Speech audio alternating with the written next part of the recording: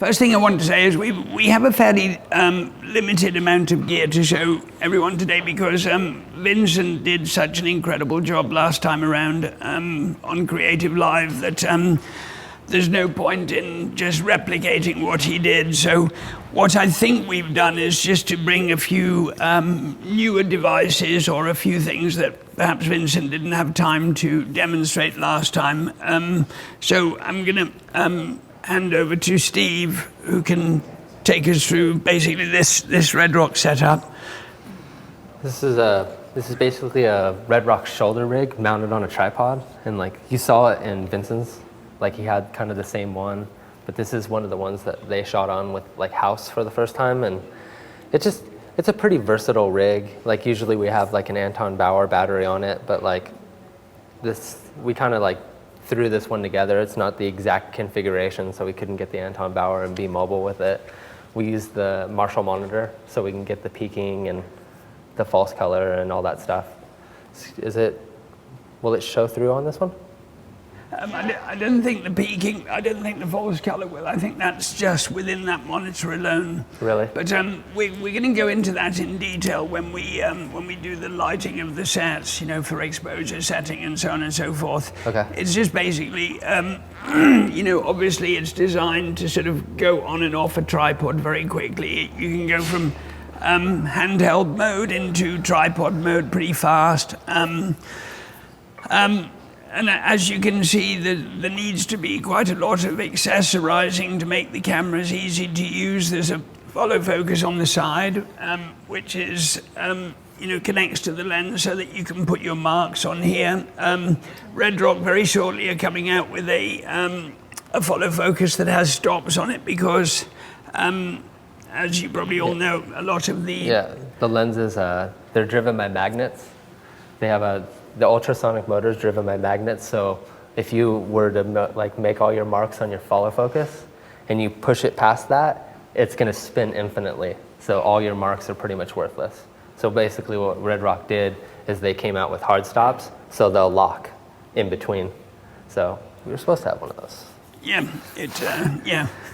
it's been quite a rush, and we had to, actually one person we didn't introduce is Jason here. Jason, can we introduce Jason? He took the trouble to come up to Seattle by train. So this is Jason, who had so much gear to bring up. And you know, thanks to Jason, we've got all this stuff here. It was an absolute nightmare getting it all here. But, you know, that's the person that's responsible. And Jason's one of our key team members back in LA. So and he actually has to leave in 20 minutes to get home in August. Yeah. This on top here is a Marshall monitor. This isn't your new one, is it? This one. This is one of the slightly older ones, but later on we will go into. Earlier, you may remember I was talking about how our focus puller's fast assistant cameraman managed focus. When we were shooting on such shallow depth of field and how they dealt with it, and this was one of the key ingredients of that Marshall monitor. I use them extensively for evaluating exposure because they have a device called false color, and again, once we get into our lighting and start to show you exposure based on a set that we're going to light, we will get into that in detail. But there are basically, you know, 2 or 3 things that are wonderful about these monitors, and they're actually not terribly expensive. So it's to me, it's an essential part of the kit. But again, you know, going back to what we were talking about before is, within seconds, if you're not careful, you can just spend thousands and thousands of dollars on accessories. And the question you have to ask yourself is, should you rent it? Should you buy it? What kind of film are you making? Do you need it? You know, so just depending upon the level of filmmaking you're trying to achieve, sometimes you need some of this stuff. Maybe you just need some of it for a day. Maybe some of it you carry permanently. It just depends. It depends on your budget. It depends what you're trying to achieve. I mean, there's alternatives to this. I mean, this is an SDI one. They had to have it out so they could do the director's feed. But I mean, they make a 5-inch that's like $500. This one's like $1,700. You know, and like everybody in the world makes shoulder rigs now. I mean, like there's like machine shops that are just doing it like out of their garage, you know, and as well as like the sliders. All these are really nice. But I mean, like if you can't afford it, you can't afford it, but it shouldn't stop you from making a film. Cool. I'm going to make an absolute fool of myself at this point and try and demonstrate the use of the glide cam, which I think is an incredibly valuable piece of equipment. You just want to follow me again, or? Yeah, let me just do a little bit of a move down here. I think this. I used to be a Steadicam operator, believe it or not, although you probably won't believe it once you see the results of what I'm about to shoot. But there are people that are. If I was to say that there was a single piece of equipment that was the most valuable in the 5D or the DSLR market, I would say it would be this. Because if you learn how to use this, and it doesn't take too long, believe it or not, to become relatively competent with this. You can do beautiful tracking shots, you can do little jib shots, you can do all kinds of things. I'm now going to switch it on, start recording, and I'm going to do a little.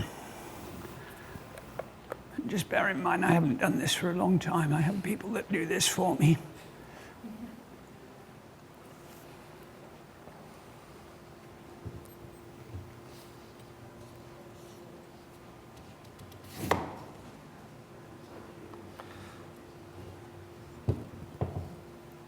Okay, that should do, because otherwise it'll be more embarrassing than that. But I mean, we're going to go through the whole thing. Like when we're filming, like you'll actually get to feel it and track it, and like, you know, if anybody needs help, like we can kind of go through the whole thing with you. Yeah, it's there's a whole. Sorry. I'd like to get the copy of the card. Oh yeah, let's take the card out so we can get that ready. And then. There we go. Now, some people specialize at doing this, and we're going to show you a clip in a minute from a guy that we discovered, and this is a kind of fairy tale. A guy called Vinnie Minton that one of our writers on House discovered on Vimeo, and he's a phenomenon. He used to be a pretty sort of high up rollerblader. And he suddenly decided that he was going to start shooting films with skateboarders and things like that. And he started using his rollerblades combined with a glide cam like this. And what do these cost? $4.99. Yeah. I got it right this time. We're good. No false advertising. So for what it is, I mean, these are just unbelievable. And what a guy like Vinny does with it, you will be completely blown away. And I think anybody can learn this to the point where you can actually do nice little tracking shots and not have, you know, sort of nasty, bumpy, you know, things. You can do little reveals. You can, you know, it takes an awful lot of movement out of even handheld shots. It gets quite tiring after a while because you've basically got all the weight, in this case, in my left hand. But incredibly useful tool. So you got to be careful with your focus too. Like you got to set it from like 3 feet because it's all manual. And then anytime you move your focus, you have to rebalance it. Like cards, everything makes a difference in balancing these things. Just because, I mean, it's all counter. Right. So are we going to? Should we show the Vinny clip at this? Okay, let's. Well, I think the demo's ready. Oh, show the demo first, and then that'll really embarrass me because you'll see how good it should be done.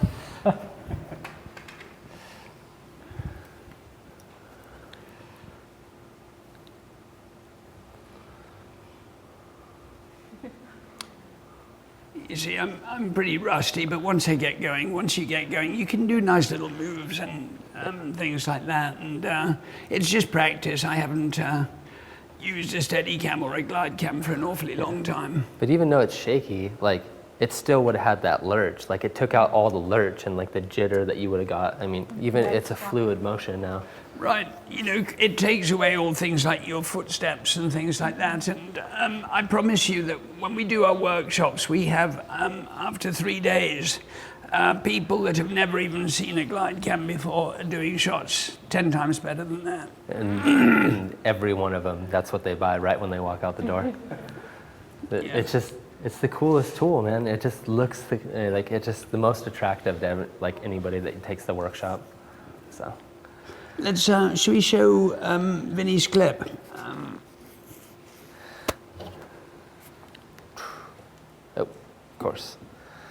Hold on. There we go.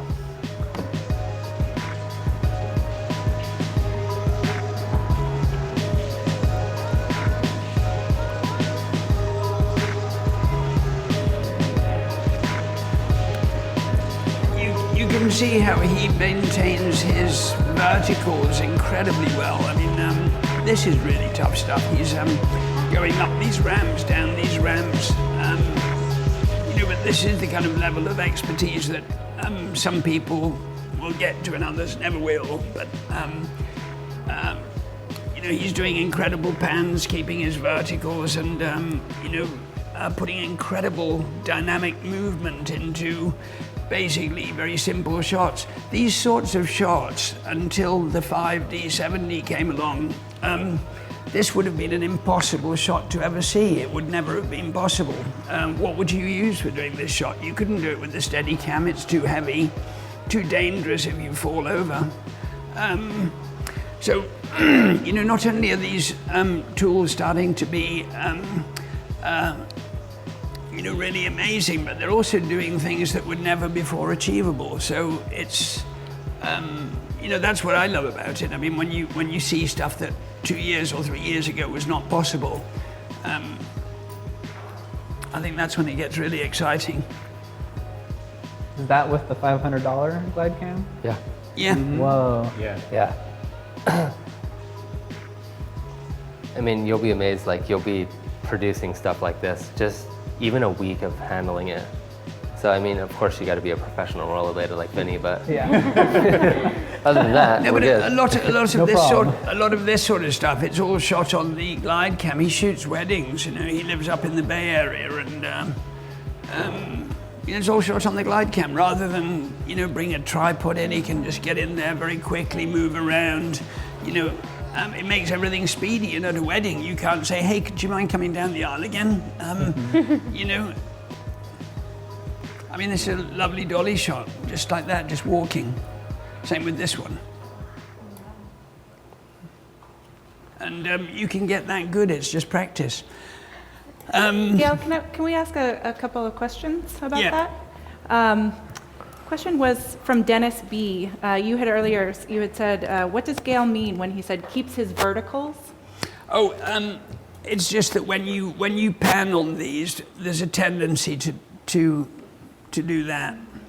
And so that's an indication of a good Steadicam or glide cam operator, is that when you pan, you know, your verticals vertical, you know, you're not doing that. They all want a pendulum. It's like a little Yeah. pendulum. It's just because it's weighted at the bottom, so it kind of always wants to drag, and you'll start to drift off. Another question from Marcin. Could you please tell how you do the focus pulling with this kind of Steadicam rig? Doesn't the camera shake when you start touching its lens? It certainly does, and you don't do any focus pulling. You basically use a 16 to 35, and you can set it on its hyperfocal distance, which means that you basically rack your ISO up there as much as you can, so that, you know, on a 16 to 35, the stuff I shot was on a 35, so that was a bit mean, but if I'd shot, say, on a 20, it would have looked a lot smoother. But I chose the hardest end of the lens. You know, you can set, as long as you've got a decent ISO setting going there, then, you know, all that stuff that Vinny shot, he just shoots it so that from 4 feet to infinity is in focus. And it's got, it doesn't matter that, he's not going for shallow depth of field because that's not what that tool is for. It's for dynamic movement and excitement and speed and so you want a real wide angle. So the fact that he's got extra depth of field is actually an advantage because more things are in focus in that case. There's all sorts of Steadicam demos. If you want to see something really crazy, look up best Steadicam shot in the world on YouTube. And it's like the craziest thing. There's 2 of them. One's like a kung fu scene that goes up like a whole building, lasts for like 10 minutes. And the other one's like a rock concert. And the guy's on a Segway, and the focus puller's running after him, behind him.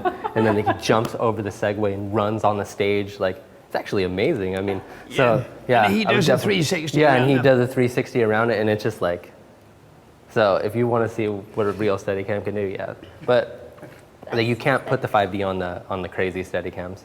Like, this is pretty much the best one for it. And like, if anybody were to have money and to get the Pilot, you have to weight them different because they're made to hold big cameras, like with the arms and stuff like that. You have to compensate and add a lot more weight because of the springs. So now, the other thing is there is a 4000. A GlideCam 4000, which would enable you to put lightweight radio-controlled focus motors onto it. But that's when you start getting into big bucks like Bartek motors or Prestons and things like that. But that's when, but again, if you really need it, you can rent it. It doesn't have to be, you don't have to purchase it. But you can actually, sort of get remote focusing applications onto the GlideCam here, but it's just a slightly heavier version of this. it's longer too. Yeah, it's longer. There's the 60D that Rodney Charters likes so much is kind of ideal for this camera because then you can, if you want to do a high shot up here, you can rotate the little what is it, LCD. Yeah. Or you flip can out. even flip it upside down and do a shot tracking across the ground. Yeah, you using can the- do doggy cam. Yeah, kind of- just roll it right the way over like that. Track right along the ground, and then with the flip out viewfinder, you can actually see what you're doing. So lots of possibilities with this. I think it's a great tool. I really do. It's definitely the most fun. Yeah. Yeah. And you if you want to do a tracking shot, just sort of pulling a couple in conversation down a path in a park or something like that, it's just great. You can sit in a wheelchair. You can be on a little cart. You can, there's a million possibilities with this. And there was something else I was going to mention about this. It'll come to me in a second. But incredibly versatile. Oh yeah, that was it. Again, this is what I love about sort of the HD DSLR network of tools and devices is that you can, as I mentioned several times already, do things that you could never possibly achieve on conventional film cameras or Steadicam. Just say, for example, you wanted to do a scene with a guy that's just robbed a bank in Manhattan in the middle of the day, and the sidewalks are completely filled with people. You wanted to pull the guy out of the bank and then chase him down through crowded people. You would be much safer doing it with this than you would with a Steadicam, where if you crash into somebody, you're really going to hurt them because you run into them with 80 pounds worth of cast iron, basically. And an arm coming out of your stomach. With an arm, and somebody would get really hurt. So because of this, if you see something's going to go wrong, it's very easy to turn your body, and the worst that'll happen is you'll run your shoulder into somebody. So you can achieve shots on this that could not be done, and that's the thing that, again, coming back to it, is the thing that I love about the HD DSLR situation, doing shots that were previously never possible. And that's got nothing to do with the fact that it's cheap. And you can just get great stuff. And, One of the benefits, though, is it's just so small and user-friendly. Like, I mean, I don't know if you guys have seen real Steadicams, but they're not that easy to balance. And someone has to put it on you. Like, it just doesn't just happen, they bolt it on you. So in this one, you just kind of twist it. I mean, after the initial balance, and you put it on the thing and you're done. So a lot easier. Yeah, and you're limited to sort of fairly wide lenses. If you went on an 85 millimeter or something, you'd be dead immediately on this. It wouldn't work. I mean, so a 16 to 35 is the perfect lens for this kind of device. That would be scary with an 85 on a Steadicam. All right, don't. Yeah. Yeah, that's just a little too close. Okay. Now, what else have we got We'll get here? the slider. Do you want to do that one?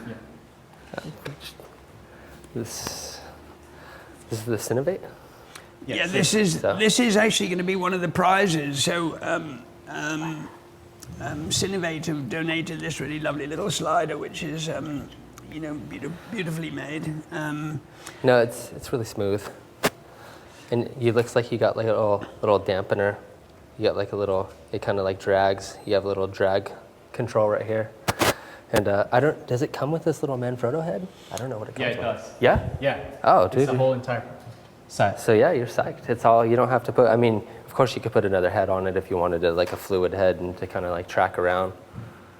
But Sliders are incredibly valuable because we also call them overkeepers because when you break into a scene and you've got two actors talking to each other, no matter what they do before, there's always a moment where two actors either sit down or stand up and they talk to each other without moving all that much. But what tends to happen is the actors do this kind of thing. And it's really lovely to kind of always have depth and three-dimensionality in shots, so it's always lovely to have the piece of the foreground actor, a little piece of him, even if it's a bit of a fuzz, because then you're relating between the two of them, and it means the eye line's kind of very close. And so, if the actor here is just does a little bit of a move, you can compensate by just sliding to the left to hold him a tiny bit, and so on and so forth. Or you can turn it the other way and do a little slide back to reveal somebody that you didn't realize was in a room. Sure. You've mentioned eye lines a few times. I think I know what you mean, but could you explain that? Sure.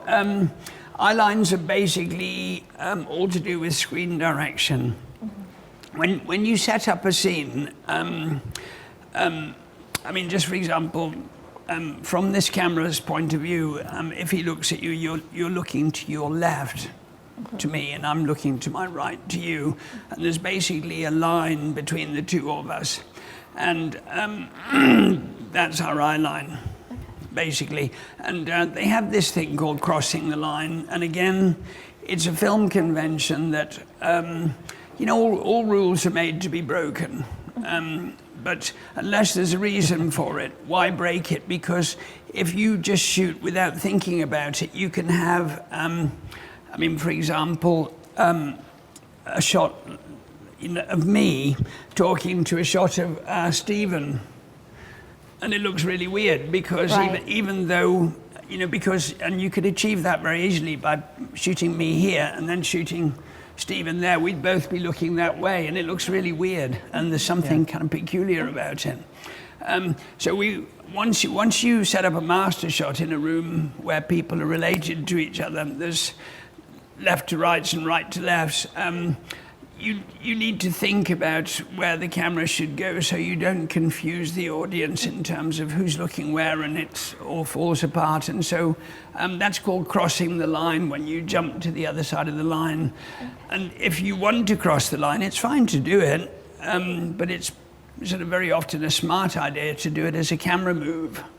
So the audience understands that you've moved to the other side of the line, and it's a kind of convention, and some people don't give a damn about it. And especially in a music video, people are wearing different clothes one second, and then the next minute they're in another place, and the next minute they're looking somewhere else, and the next minute they're different people, and but just in conventional filmmaking, it's one of the kind of established kind of conventions, eye lines, and and also how close you are on the eye line is important. Whether you see two eyes or one eye, generally it tends to be more intense when you're more tight on the eye line. And then there's all the other factors. And well, we're going into this over the next few days about how, the effect of lenses, like getting right into somebody's face with a wider lens, or being further back and being objective, and, those sorts of techniques of filmmaking that are kind of important. And, I think it's very important to know what the rules are before you break them. There's a lot of people that just go and do things and they don't realize that, even people like Picasso, that you could say was kind of, rather abstract. He started as a conventional painter, so you could quite justifiably say that he was, he knew the rules before he broke them, and his style evolved into what it was without him just suddenly starting with a series of squiggles, which a lot of people would, like my mother would say was a load of rubbish, and she could do that.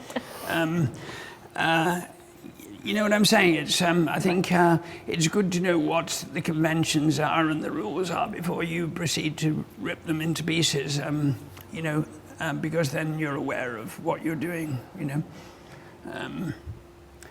Next thing, so that's the slider. These come in 1,000 lengths. You can have 5-foot ones, you can have 6-foot ones, you can have ones that are heavier than this, ones that are lighter. One of the things we teach in our workshop, and our sponsors kind of let us get away with it because they understand that some people have absolutely no money whatsoever. So at some point, you can actually, get skateboard wheels and build your own sorts of things. And we have a whole bunch of ways that we light things with lights from Home Depot. And we have a wonderful sponsor called Cine Mills, who gives us lighting, and he probably will be now fuming and kicking his computer and things like that. But the reality is that some people just don't have the money to rent conventional film equipment, and so you have to make some of it yourself. And it's amazing what you can do if you don't have much money. But all filmmaking comes in degrees. It depends on your budget, because most homemade stuff will take you twice as long to do it. That's for sure, and half the time it'll blow up or you'll burn your house down. But nevertheless, the option's there, and it can be very, very useful. Are there any slider questions?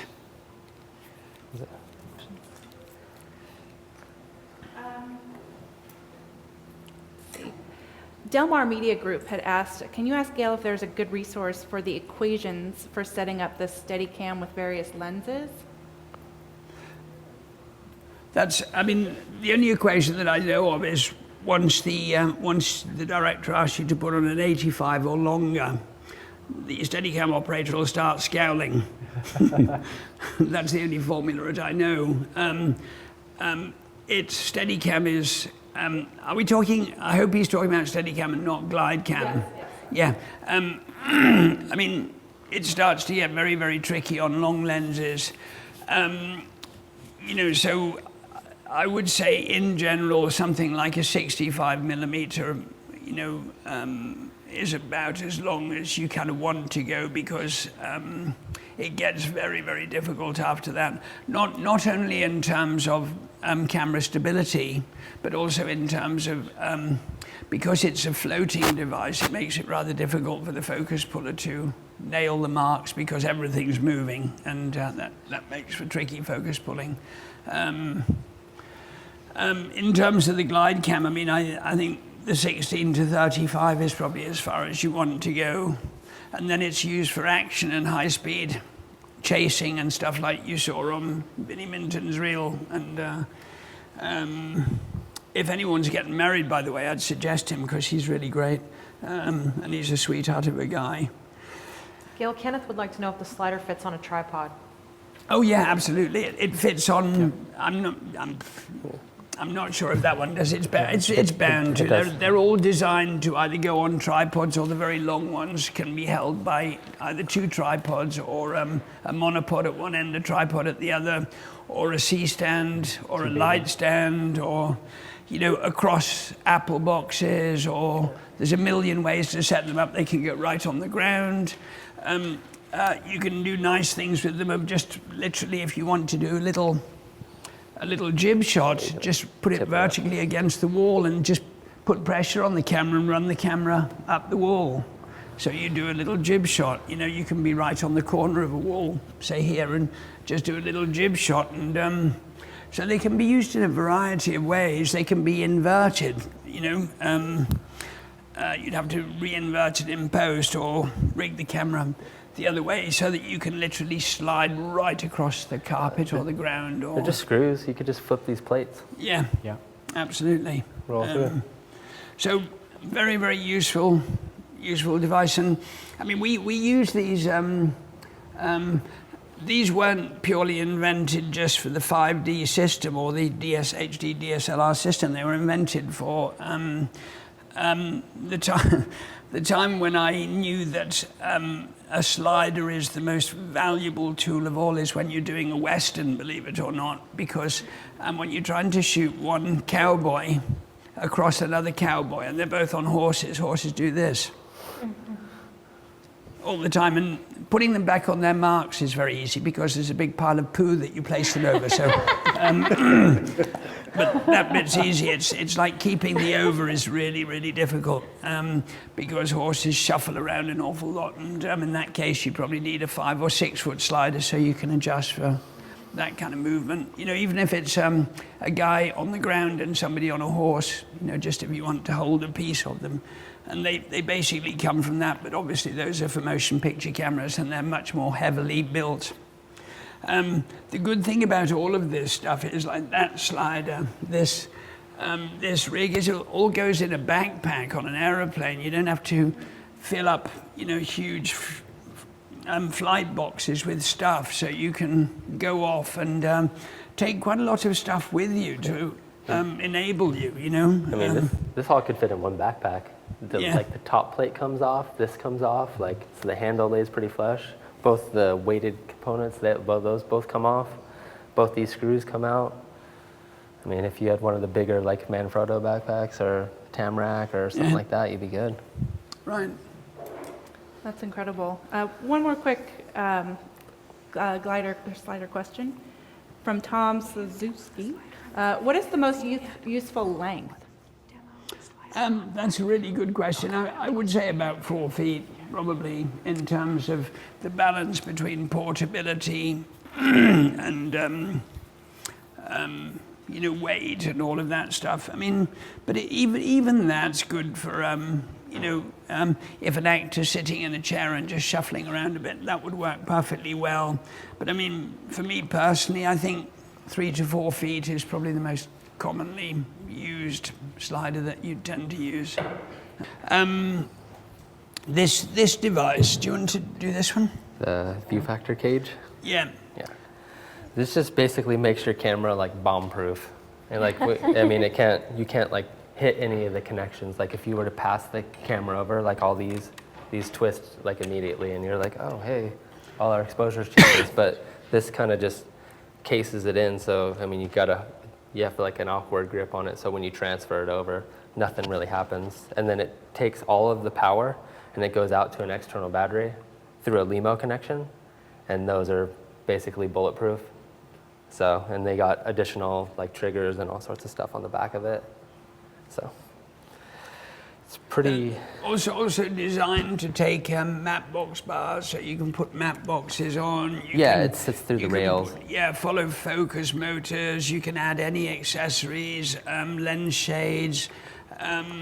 What's nice about it is that you take the battery cover plate off, which is very easy, and there's a kind of sort of tongue thing that goes up inside the battery compartment that makes all the connections inside the camera that then goes through an external, and the battery sits on top in this little clip. Right, and then you can power everything off one battery instead of being, sort of susceptible to how quickly the batteries will die on the internal battery.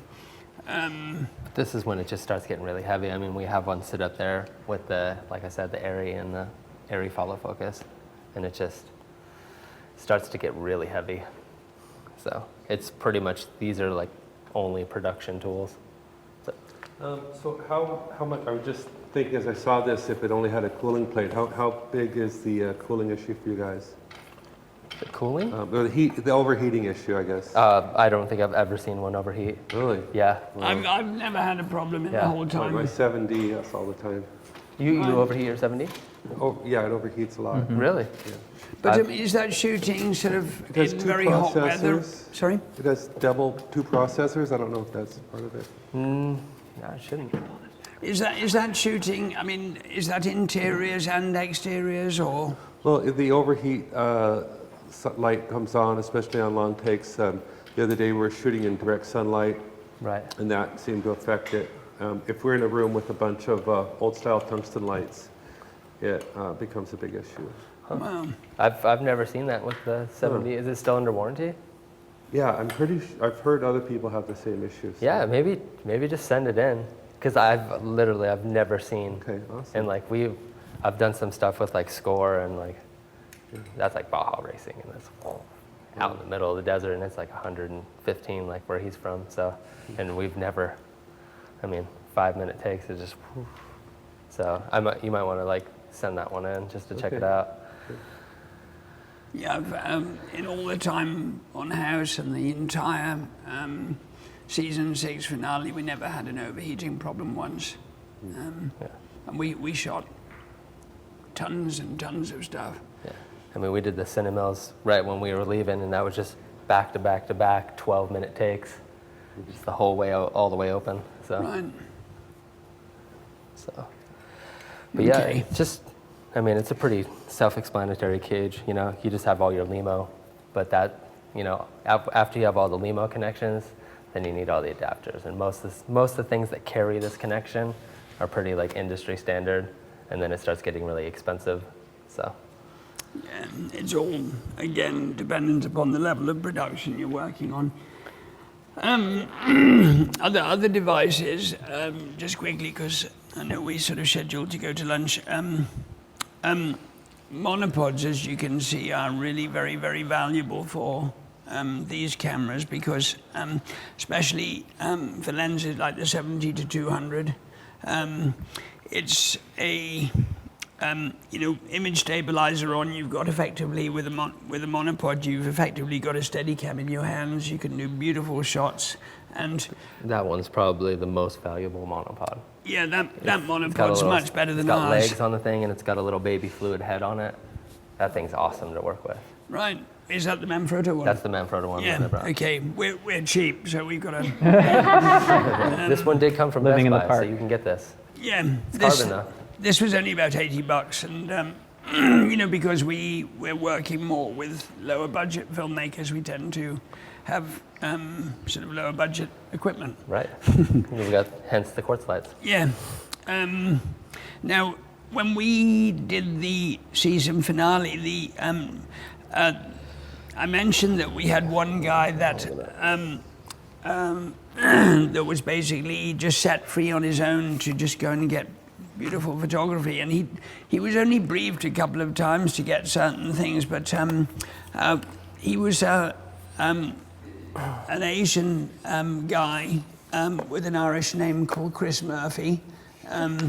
He was very small, and so he wouldn't get into reflection or anything like that. He wore black, and so he immediately became known as Ninja Cam. And he'd just pop up all over the place. He'd, when for example, we might have A and B camera here doing a setup like that. Because these cameras are so compact, he could just sneak in here and just get a little close-up on a 200, and then just be gone before you even knew it. And he did his own focus. He wasn't, with all of this stuff, of course, there'd be cables running from this back to Video Village, and there'd be a Marshall monitor on here running back to Video Village, because as you know, if you put an external monitor on here, then you lose your image on the back of the camera.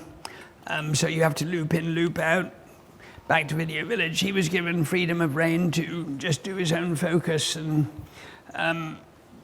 you know, hence Ninja Cam. But he just got beautiful stuff, and you would not believe that statistically, even though I'm not sure about the actual length content, in terms of cut content, 18% of the shots in the season finale were shot by him, and without a brief. And it just went to show how successful it was to give a good camera operator freedom to express themselves and just run with a project you give them, especially somebody talented. So it was an incredibly successful thing. And he just did beautiful shots. I mean, it was all right in there, and he could just sneak in, he could wander off. There was, you know, he was just by himself, completely by himself. And he had a backpack with spare batteries and cards so that he didn't have to keep going somewhere. And he had an easily accessible Marshall monitor, and every now and again I'd just go and plug the Marshall monitor in and have a look at the false color to make sure he was spot on exposure-wise. And then on top of that, we talked about the monopod, we talked about Ninja Cam. This device is really very useful. It's called Syneroid. yeah, it's made by Cineroid, and they call them EVFs, electronic viewfinder. Beautiful picture quality, much better than what comes off the back of the camera. And with an arm, you can basically rig it anywhere, so that when you, for example, if you're shooting on a camera like this, and if it had a shoulder pad, you can get the weight of the camera back there, and with an Israeli arm or a flexi arm, you can position that little viewfinder anywhere you want, so that you kind of build your own kind of,